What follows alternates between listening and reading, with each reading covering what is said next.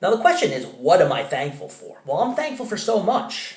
I'm thankful I have my health, I have my wonderful family, I have my beautiful wife, I have a roof over my head, I have food in the refrigerator. And I'm also very thankful for Troll 2, baby. Oh yeah, the Star Wars of B-movies, baby. You gotta love Troll 2, right? Oh yeah. Welcome to BodyBags. I'm your Thursday reviewer, Chris. Chris B Movies. And you know my name is Chris, and you know I love B movies, and yes, I love Troll 2.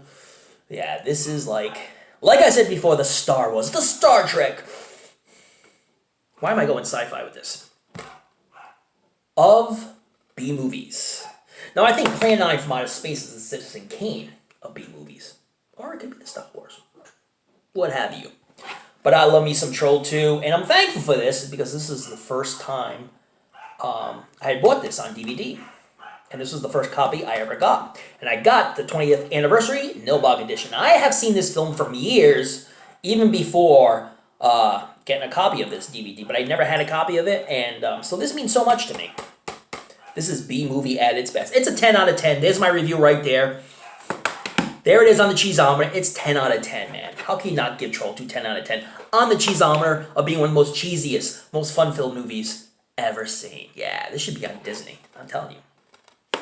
So anyway, this was a film from Claudio Fragasso, and he made it with his wife, Rosella Drudy, because she was frustrated that all her friends were vegetarians, so she wanted to make a film that kind of elicited her frustrations over her friends being vegetarians. So what, man? Like, seriously, so what? So they made a film called Troll 2, but originally it was called Goblin. But because they wanted a sequel to Troll 2, they decided to just put Troll 2 on this moniker and give it that moniker of Troll 2. When really it should have been called Goblin, or even Nilbog, or Galbin. I like Galbin. That's good. This should have been called Nilbog. That would have been awesome. So this is a film about the Waits family, and we're talking about George Hardy playing Michael Waits, and he's a farmer. He grew up a farmer. So he wanted to take his family on a vacation to this farming community. Now he has a son, Joshua, who sees and talks to his dead grandfather. And his grandfather is freaking awesome. Grandpa Seth is awesome, played by Robert Ormsby. And he's the only one in the family, so the rest of the family thinks he's a little cuckoo. But he says, no, Grandpa tells me stories. I see Grandpa all the time. And it looked like he was really close to his grandpa and had that great connection with his grandpa. So that's why Grandpa comes to him. He's basically the smartest one in the family, and no joke about that. Diana Waits was played by Margot Prey, and Connie Young played by Holly Waits. She has some of the funniest scenes in the film, like her dancing and her working out is just so goofy and hilarious. And she has a real deadbeat boyfriend who would rather be with his friends than be with her, but he keeps telling her, no, I want to be with you. And his friends are all goofy. One of his other friends had one of the funniest scenes in the line, too. You can watch it on YouTube. So basically, the whole family's getting ready for vacation. Now, Holly's boyfriend comes in and says, you know, my father hates your freaking guts. And he's like, but can I go on vacation with you? Oh, yeah. My family's looking forward to it. Yeah, they want you to ride with them and everything. And I'm sorry, but if you're a father and you hate your daughter's boyfriend, why would you want them to go on vacation with you? Like, he was pretty much okay saying, yeah, ride in the car with us. Yeah, come on vacation with us. Albeit, at the same time, he hates him. I mean, I can see why you're doing it for the daughter, and yeah, I get that, because it's really not about you. It's about your daughter trying to learn about relationships and stuff, and of course, you know, she might end up with a couple deadbeats along the way, namely this guy. So anyway, they go on vacation, and they're going to do I've never heard of this before, a house swap, where they go down to this farming community, and the family that lives there goes to their house.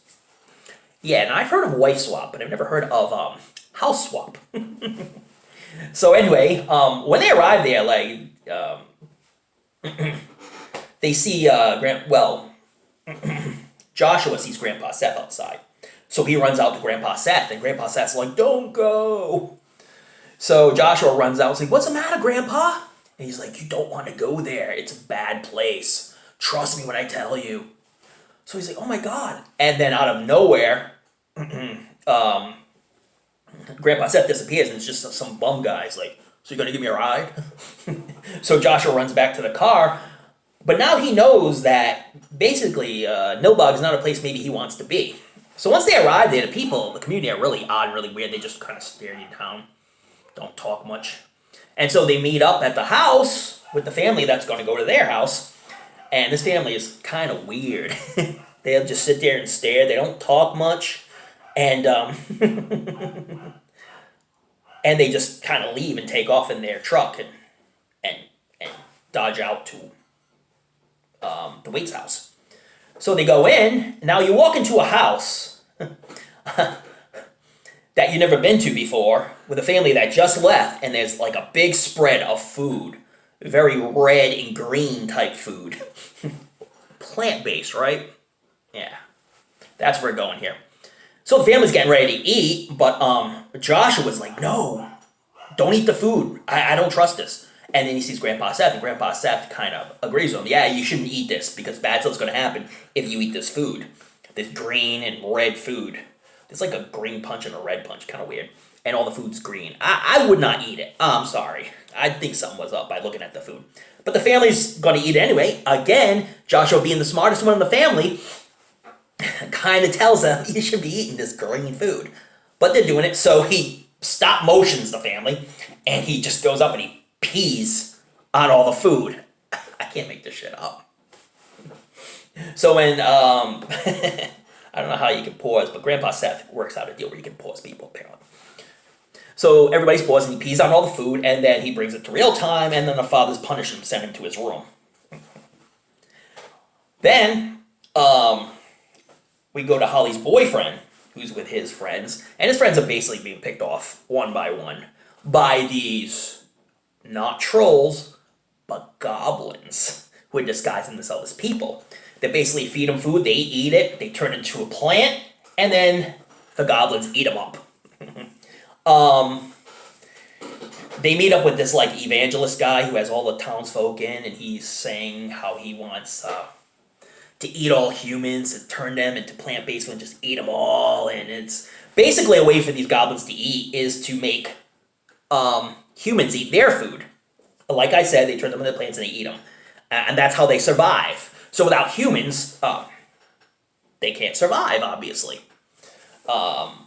And the whole film is these townsfolk trying to get the Waits to eat and eat. They already took out Holly's boyfriend's friends. I'm not going to tell you what happened to Holly's boyfriend because, well, you guys see it in the course of the film. And it ruminates with a big celebration outside, a big gala event where they're trying to get them to eat still so they can be eaten. One of my favorite characters in this film is Credence Gilead, played by Deborah Reed. She's one of my favorite characters in this film.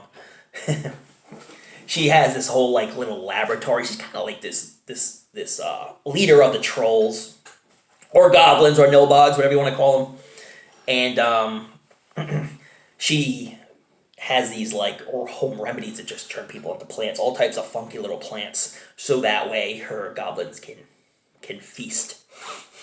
But her character is so over the top that's hilarious. And one of the scenes with the popcorn in the van with one of Holly's boyfriend's friends is friggin' hysterical and hilarious, and definitely one of the highlights of the entire film. So that's basically what Patrol 2 is all about. If you've never seen it before, you should watch it, man. Suspend your disbeliefs and watch this one, because this one is a fun film.